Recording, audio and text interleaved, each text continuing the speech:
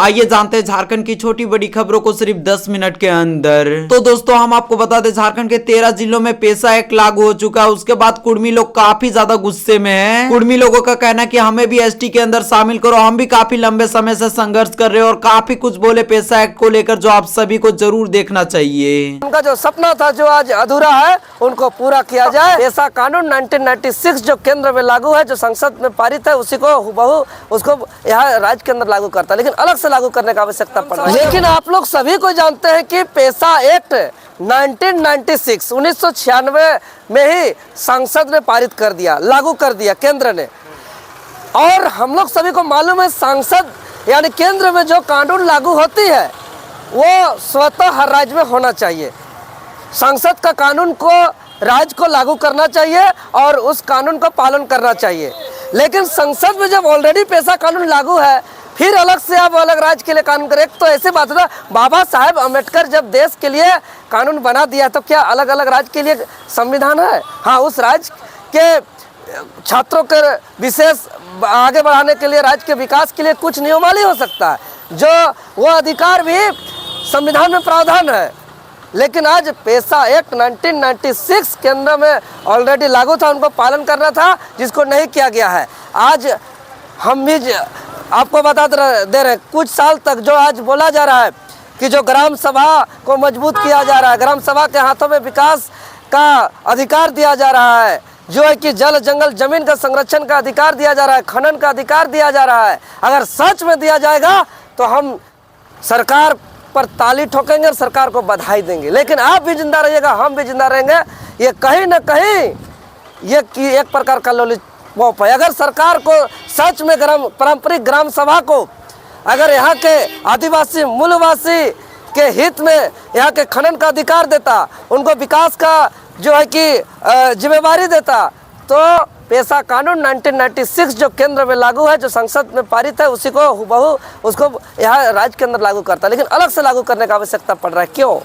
कहीं ना कहीं इस बात को स्पष्ट नहीं कर रहे हैं। माननीय मुख्यमंत्री जी भी जो है कि इस पर स्पष्ट नहीं किए। इसीलिए अगर पेशा कानून लागू किया है उतना ही आप लोग ताली ठोक रही है ये सरकार, तो हम उसको कहेंगे, हम स्वागत करते हैं। पेशा कानून का हम हमेशा मांग किया है, राज्य के अंदर पेशा कानून लागू होना चाहिए। इसको लेकर के हम लोग संघर्ष भी किए हैं। इसको लेकर के जहाँ जहाँ आंदोलन हुआ, देवेंद्र नाथ महतो अपना समर्थन दिया है। इस राज्य के आदिवासी मूलवासी के हित के लिए, पारंपरिक ग्राम सभा के लिए पेशा कानून बहुत आवश्यक है। पेशा कानून से ही हमारा जल जंगल जमीन का संरक्षण हो सकता है। पेशा कानून से ही हमारा जो है कि खनिज संपदा सुरक्षित हो सकता है, और पेशा कानून से ही जो है कि हमारा रीति रिवाज, भाषा, संस्कृति भी हम लोग मजबूती से संरक्षित कर सकते हैं। लेकिन सच में लागू हो, ये धरातल में लागू होना चाहिए, ये लॉलीपॉप नहीं होना चाहिए। तो ये नियमावली जो लाई है तो आदिवासी के लिए कितना हितकारी है? देखिए कितना हितकारी है, अभी हम इस पर नहीं बोलेंगे। आप 1 साल 2 साल बाद देखिएगा, जो भी बात बोला जा रहा है अगर धरातल में लागू हुआ तो स्वागत योग्य है, और नहीं तो उसको बताना चाहिए, उसका कॉपी पर क्लियर करना चाहिए कि क्या क्या प्रावधान है सरकार को। राज्य के एक एक आदिवासी मूलवासी को, चूंकि पारंपरिक ग्राम सभा का बात है, तो पूरा ग्राम के एक एक आदमी को रिकॉर्डेड मीडिया मुख्यमंत्री जी को आना चाहिए, इस विषय पर बताना चाहिए कि ये आपको ग्राम सभा का अधिकार मिला, कि आपके सहमति के बिना एक पत्ता भी नहीं हिल सकता है आपका गांव का। चाहे वो बालू का खनन हो, कोयला का खनन हो, चाहे आयरन का खनन हो, बॉक्साइट का खनन हो, चाहे पेड़ कटना हो, एक पत्ता तोड़ना हो, चाहे यहाँ का रोड बनाना हो, नाली बनाना हो, आपके सहमति के बिना यहाँ कोई कुछ नहीं कर सकता। आपका जमीन 1 इंच नहीं ले सकता है। अगर ये बात वो मुख्यमंत्री जी आए मीडिया में और बताएं एक एक लाइन, और उसको पालन किया जाए। हम चाहते हैं राज्य बचना चाहिए और पेशा कानून को सख्ती से लागू किया जाए। तो इस पेशा कानून को अरे इसको फिर कर रही है। देखिए, मेरा समर्थन करना था, हम तो हमेशा पेशा कानून का समर्थन करते हैं। पेशा कानून लागू होना चाहिए। चलिए, हेमंत सोरेन जी इसको प्रयास कर रहे हैं, इसके लिए ये अच्छी बात है, प्रयास करें। लेकिन हम जो पेशा एक्ट का बात कर रहे हैं वो पूरी तरह पारंपरिक ग्राम सभा, जो पहले आप सुनते होंगे, पहले जब ग्राम सभा जब बैठती थी तो थाना पुलिस और डीसी का नहीं चलता था, BDO CO का नहीं चलता था, सच में पहले का पारंपरिक ग्राम सभा में एक दाना कोई बालू और एक कोयला कोई ले नहीं जा सकता था। 1 इंच जमीन कोई विकास के नाम से चाहे किसी के नाम से उसको लूट नहीं सकता था। हम वैसा ग्राम सभा चाहते हैं और वैसा पारंपरिक ग्राम सभा वो अधिकार सरकार दे, हम ये चाहते हैं। तो 1 साल बाद देखिएगा क्या होगा नहीं होगा।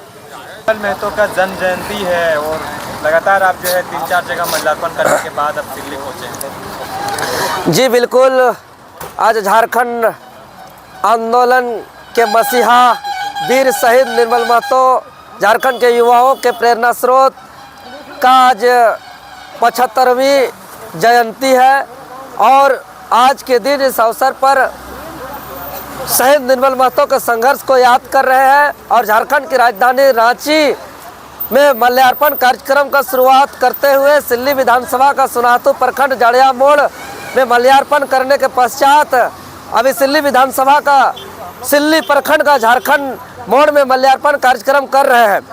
और इस अवसर पर आपके चैनल के माध्यम से हम कहना चाहते हैं कि शहीद निर्मल महतो जो एक युवा अवस्था में ही झारखंडी आदिवासी मूलवासियों के हक अधिकार को, शोषित वंचित वर्गों के अधिकार को, यहाँ के गरीब किसान मजदूरों के हक अधिकार को और झारखंड अलग राज्य के महत्व को समझा था और छात्र जीवन से ही आंदोलन को अपना हथियार समझते हुए आंदोलन के राह में चलते हुए पूर्ण संपूर्ण जीवन न्यौछावर कर दिया। और आज निर्मल महतो का त्याग बलिदान कुर्बानी के परिणाम स्वरूप भगवान बिरसा मुंडा जी के जयंती के अवसर पर 15 नवंबर 2000 को अलग झारखंड राज्य का गठन हुआ और आज 25 साल बीत गया। आज 25 दिसंबर 2025 को उसके संघर्ष को याद कर रहे हैं। तो हम ये कहना चाहते हैं कि 25 दिसंबर 1950 को जमशेदपुर के उलियान में जो जन्म हुआ था निर्मल महतो का, आज उन युवाओं का प्रेरणा स्रोत बन गए हैं और राजनीतिक साजिश षड्यंत्र के तहत 8 अगस्त 1987 को उनको हत्या कर दी गई और उनके परिणाम स्वरूप अलग झारखंड का राज्य गठन हुआ और आज 25 साल बीत गया। लेकिन हम दावे के साथ कहते हैं कि 25 साल के दरमियान में जो झारखंडियों का नीति निर्माण में, यहाँ के शासन प्रशासन में, नियोजन नौकरी में जो हिस्सेदारी मिलना चाहिए वो नहीं मिला। मतलब उनका सपना आज अधूरा है। आज झारखंड के लोग उसको माल्यार्पण कर रहे हैं लेकिन आज उसका आत्मा तड़प रहा है क्योंकि राज्य के अंदर स्थानीय नीति नहीं है, राज्य के अंदर नियोजन नीति नहीं है, जेपीएससी जेएसएससी में परीक्षा कैलेंडर नहीं है। आज पूरी तरह जो है कि यहाँ करप्शन हावी हो गया है। इसलिए आज हम यही कहेंगे उनके संघर्ष को याद करते हुए उनके सपना का झारखंड का नवनिर्माण करेंगे और निर्मल महतो के वीर गाथा को झारखंड के विद्यालय के पाठ्यक्रम में शामिल किया जाए, सरकारी नोटिफिकेशन जारी किया जाए कि निर्मल महतो को शहीद का दर्जा दिया जाए और साथ ही साथ उनके जो अरमान था, उनका जो सपना था जो आज अधूरा है, उनको पूरा किया जाए।